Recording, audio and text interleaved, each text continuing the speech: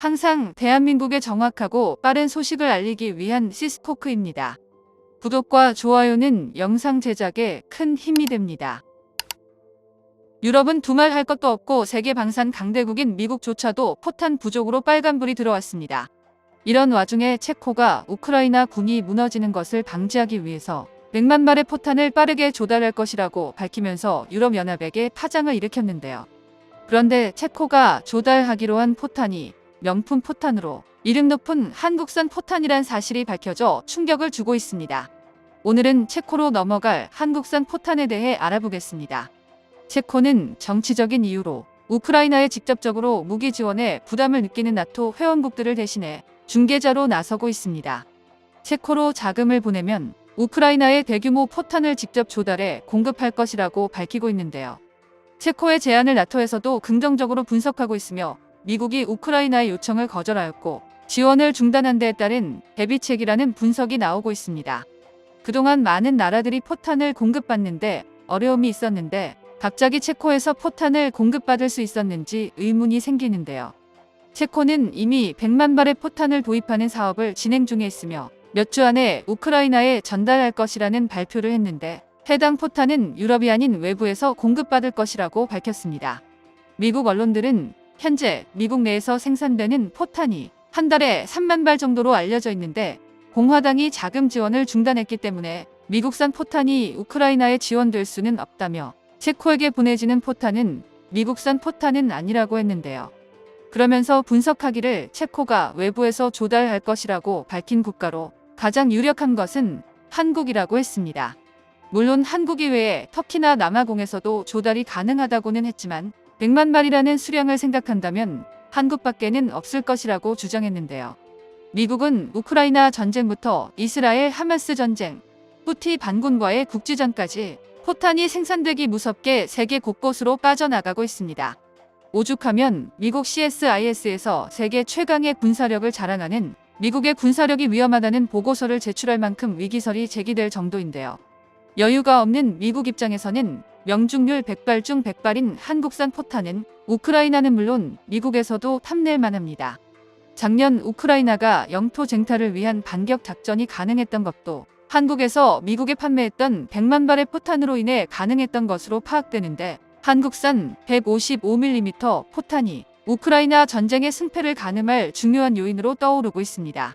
체코 국방부는 우크라이나를 살리기 위해 반드시 필요한 155mm 포탄을 지속해 공급할 수 있다며 미국이 전쟁에서 발을 빼더라도 유럽 국가들이 중지를 모아 자금이 지원되면 얼마든지 독자적인 포탄의 공급이 가능하다고 했는데요.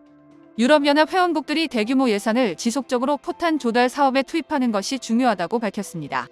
동유럽의 작은 국가인 체코가 총대를 메고 유럽연합을 대신해 155mm 포탄을 우크라이나에 대량으로 지원하려는 계획을 추진하는 이유는 미국의 군사지원 중단과 밀접히 연관되어 있는데요. 작년 여름부터 러시아가 전세를 역전한 것이 포탄을 대규모로 공급받았기 때문이라는 분석이 나온 만큼 포탄 공급은 전쟁의 강력한 축이 되고 있습니다. 러시아의 블라디미르 푸틴은 작년 가을부터 떨어진 포탄을 보충하기 위해 북한의 김정은과 공식적으로 군사협력을 체결했는데요. 총 300만 발의 포탄을 매달 40만 발씩 납품하기로 약속했고 러시아에서는 기술력이 부족한 북한에게 순항미사일과 인공위성 등 기술들을 전수하기로 했습니다. 그러나 블라디미르 푸틴도 한 가지 간과했는데요. 바로 북한에서 만든 포탄의 품질이 예상보다 훨씬 떨어졌던 겁니다. 우크라이나 군의 분석에 따르면 40% 이상이 불발탄이 나왔을 만큼 성능 미달로 알려졌는데요. 러시아에서 사용되고 있는 북한산 포탄의 생산 품질이 너무 저열하여 점화제 성분과 화약의 편차로 인해 목표물을 정확히 조준하고 명중시키는 것은 운에 좌우된다는 폭로도 있었습니다. 게다가 포탄의 발사 전 폭발로 인해 수많은 러시아 포병들이 피해를 끼치고 있고 이에 러시아 군들이 적과의 대치 중에도 감히 사용하기를 꺼려하고 있다고 전했는데요. 하지만 현재 우크라이나는 북한산 포탄마저 없어서 못 살 정도로 포탄을 아끼고 있습니다. 러시아는 북한산 포탄으로 하루 10,000발씩 우크라이나군이 주둔한 주요 지역에 퍼부었고 반대로 우크라이나군은 하루 2,000발을 발사하다가 이마저도 미국의 지원 중단으로 어려워져 결국 1,000km 이상 전선에서 후퇴했는데요. 우크라이나는 중요 방어선인 아우디오카에서 퇴각했으며 러시아는 기세를 몰아 러시아군 5만 명 이상을 투입해 전선을 확대하는 데 성공했습니다. 게다가 러시아는 예비군 총동원을 내린 것으로 알려졌는데요.